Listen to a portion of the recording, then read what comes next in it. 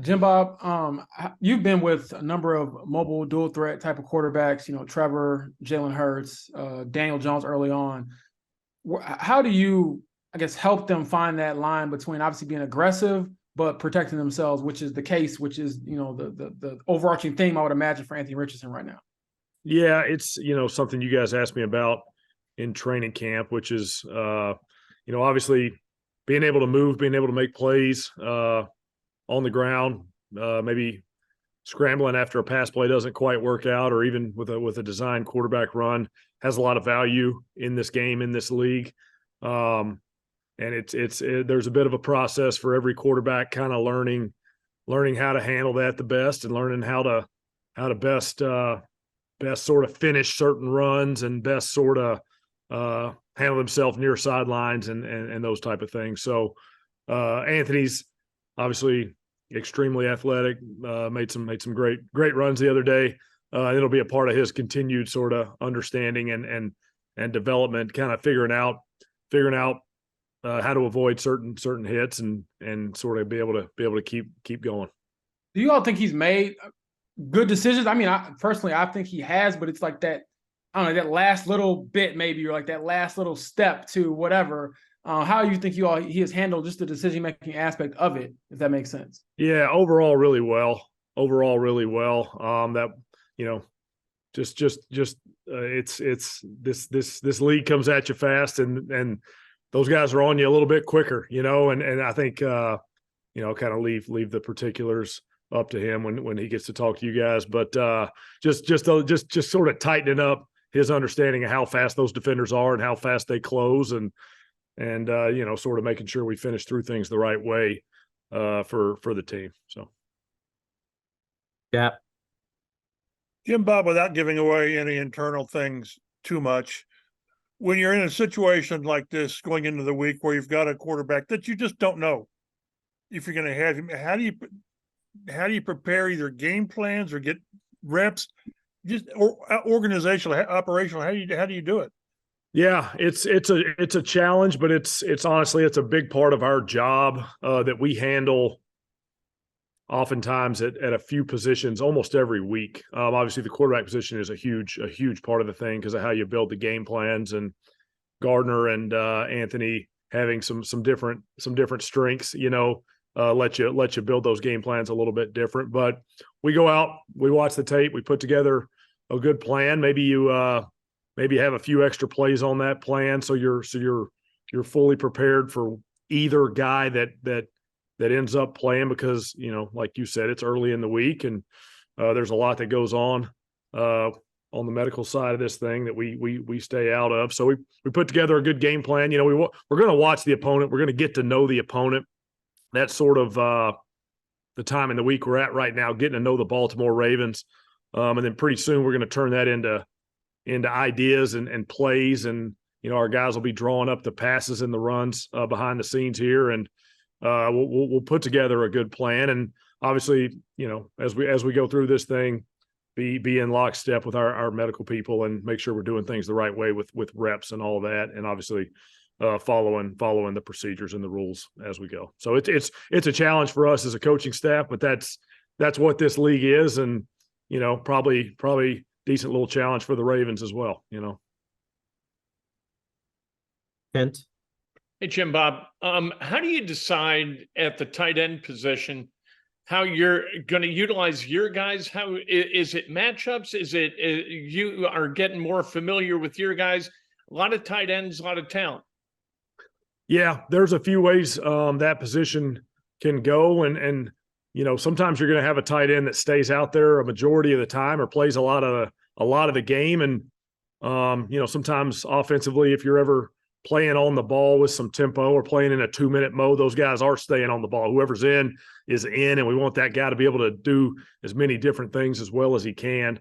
But as you're going through the flow of the game, and maybe you're substituting a few times in and out of some different personnel groups, we try to sort of give all our guys some reps and utilize what they do best, and sort of do that with an eye on making sure we're not setting any huge tendencies there, but also kind of that we are getting the most out of our guys, and like I said earlier, letting them do what they do best. So we do have good group, a varied group with different strengths and different sort of things that they can really help our offense do well.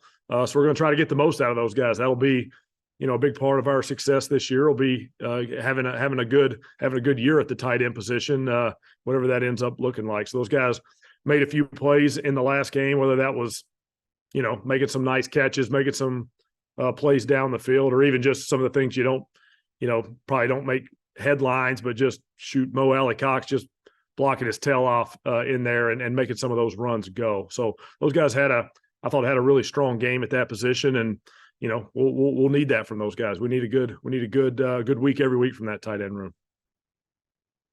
Joel. Pitt was telling us that last week on, Anthony's second touchdown run, that last week in practice, Shane was like pretty pumped about that play and telling him, make that block, make that crack back. What I know kind of all offensive coaches get this way, but what's Shane like when he's got something for the game plan that he knows if he gets the right defense, it's going to go? Yeah, you're right. We are all that way. I don't want to give away too many of the behind the scenes details on the head coach, but I'll just say, like, hey, we had a play that we thought was pretty good versus several different defenses they could play. But gosh, if we just happened to get that certain one, we had a real shot to get around that edge. And like you said, Coach Steichen made it, very evident. Hey, the key block on this play, there's a bunch of key blocks, but gosh, the key block on this play was Pitt getting that thing sealed off. And Pitt sort of making sure he was exactly where he needed to be when he needed to be there.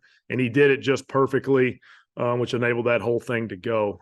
Yeah, like you said, we get sometimes, we put all these plays on the sheet, and certain guys always like certain plays more than others. And that was one that was, we all kind of knew had a shot to be pretty good. And I think Shane most of all was excited to see that thing go when we broke the huddle and the look was just right. And we said, shoot, we might have it, so give credit to all our guys for really playing well on that play. And like I said, I'll give Pitt credit for what he gave himself credit for, which is a great block. He was instrumental in that thing. I don't know that it would have gone all the way without that. I don't think it would have. So huge block for us there. Great job there. JJ. When you have Zach Moss grinding out 2-3 extra yards on runs, say if it's 1st and 10 and he does that, just what does that do to the menu of plays that's then available on second down, just those couple of extra yards? It's huge. When you have those sort of very short runs, those 0 or 1 or -1 or 2 yard runs, compared to those 4, 5, 6 yard runs, it opens up a lot of the playbook, a lot of the call sheet for the play caller. I thought Zach, gosh, he played really well. Zach ran so hard. The guys were blocking. The guys were, if you take a look at that tape one more time, you'll see some great double team blocks by our offensive line, really moving the first level of that defense. And, Zach made the most out of it, man. Zach didn't just get what was there. He got more, and he kept going and he kept fighting and, really did an amazing job, sort of playing almost the entire game, So it does a lot for the confidence of the unit. I think it does a lot for the confidence of the play caller. Traditionally, at least I'll just speak to my own experience in the past, where you're dialing up 2nd and 4 calls instead of 2nd and 9 calls. It makes a world of difference for opening up that call sheet. So yeah, I thought Zach had a really strong game. Good to have him back. Good to get him back rolling. Nate. Kylan Granson scored his first career touchdown on Sunday. Just what have you liked so far about his skill set, the way that it kind of matches with the other receivers? He seems kind of like a different body type than a lot of them. Yeah, and that's your tight end position, right? We got some different guys, different strengths, different body types, different sizes. Kylan's done a nice job really executing in the run and the pass game. You can really count on, you can really rely on Granson to be in the right place, doing the right thing. Works really hard to get open in the pass game and does a good job of doing that, but probably doesn't get the credit he deserves for doing some of that dirty work in the run game, doing those block and rolls. So it's like you said earlier, it's a position that, we think, boy, they had a really good week of work last week. They came out and they played pretty good. Kylan's obviously a huge part of that thing. It's good to see him get that first touchdown, and it was a big one, right there at the end of the half. It was, going to get a little bit more interesting situationally there, but he made a really nice catch and was able to score it. So he's doing a nice job for us. We're excited to kind of keep him coming along, and we'll continue to find different roles and different avenues he can help our offense. Kevin. Jim Bob, sorry about that. When you look at helping out an experienced center, I know Wesley played the second half on Sunday. In what ways can you do that? And I guess kind of twofold, where would you say Baltimore ranks on just like the exotic nature to them defensively compared to the rest of the NFL? It seems like even with some changes, they are pretty exotic.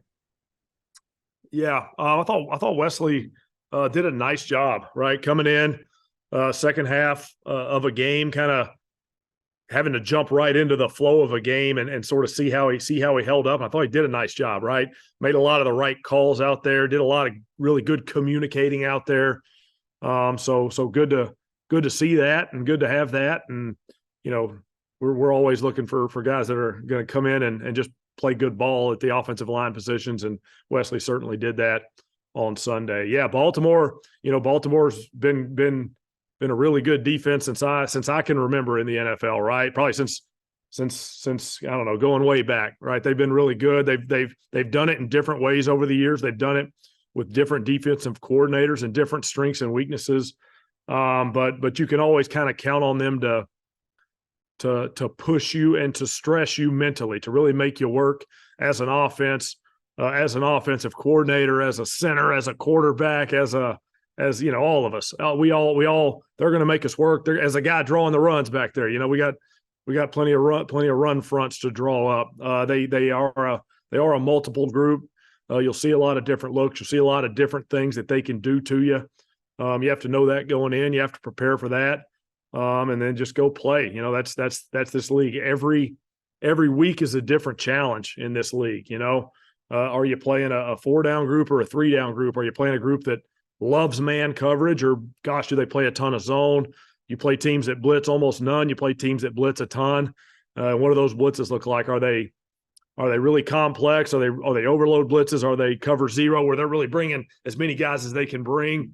Or are they sort of that one single blitzer, and sometimes they're dropping a D lineman, and all those things create different challenges for an offense. And that's why I think it's so important for us as a coaching staff to sort of use this time early in the week to really truly attempt to understand our opponent, and then put the best plan together for that opponent. And ultimately as the week goes to teach our players and coach our players accordingly. So yeah, Baltimore's always been a challenge on defense. That is absolutely still true. Those guys are playing really good football, obviously winning football this year so far. And we got our work cut out for us, but that's what they pay us for. We're here. We're working. We're going to put together a good plan and go try to get after them. Raven.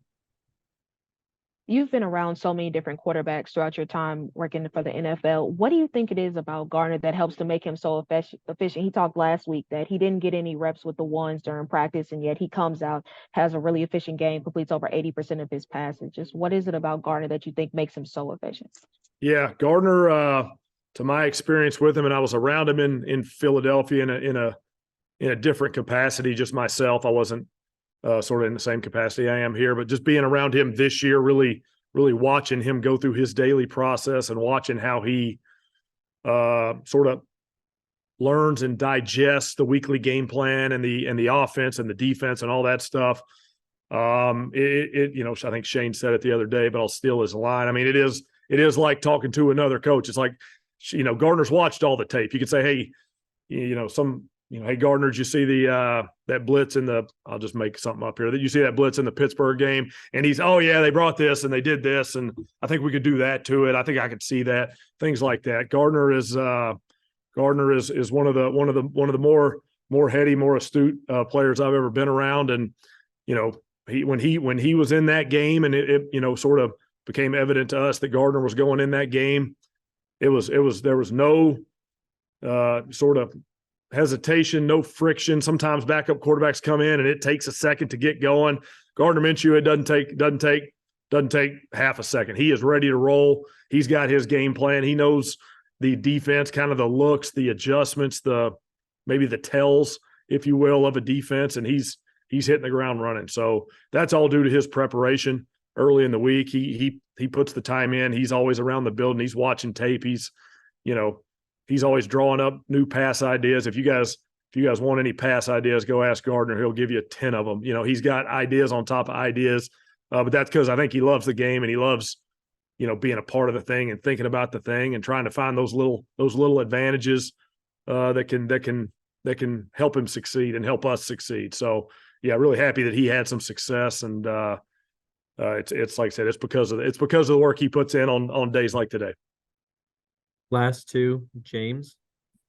Jim Irsay mentioned that Gardner could be a starter on a couple other teams. Do you view him as like a starting caliber player? And if so, how much of that is a luxury to know that, I'm not saying he's coming for anybody's job, nothing like that at all, but just the fact that he is, pretty good when it comes to being thrown in there and probably a little bit better than other options around the league.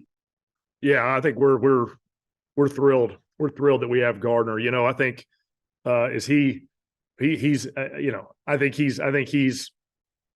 he plays football at a level above a lot of the backup guys that I've seen out there. I think Gardner can be a good starting quarterback in this league. He's played really good football. He continues to show that when he gets his opportunity. So Gardner comes in, like I said, we hit the ground running. We go score some points. We move the ball. Gardner's done a nice job, I think, throughout his career. When I've been around him anyway, I'll just speak to my own personal experience of like when Gardner Minshew shows up and plays football for your team, you got a shot to go win that game. So if that's the case this week, or if that's the case at any point this year, we got all the confidence in the world in Gardner. And I think his teammates do too. Yeah. Yeah, Bob, you talked briefly earlier about the 2 touchdown runs by Anthony and how it was executed well. You guys, let's say you have 60 snaps in a game and you draw things up. How often do they just work like, darn, that's how we saw it? Yeah. Some of the better years we've had, maybe it's a little more often. I don't know what the number is. We're probably all optimistic as coaches. We give you all numbers that are too high, but when they work just like that, and shoot, I can tell you examples of plays that work just perfect, and we just missed the pass, or we dropped the ball, or we got an offensive lineman that gets beat or whatever. These things all happen. So as a coaching staff, we work really hard to give our players the best chance to succeed, and I think that's what all 32 of the staffs do. But to have the play sort of get drawn up, you kind of get the look you were thinking you might get or hoping you might get. And then it's executed really well by our guys. And then, shoot, in this league, you can do all those things I just said. And then that great defender, that great D lineman makes the play, and it all goes for naught. So how often does it just hit just perfect? Just a few times a game if you're really humming.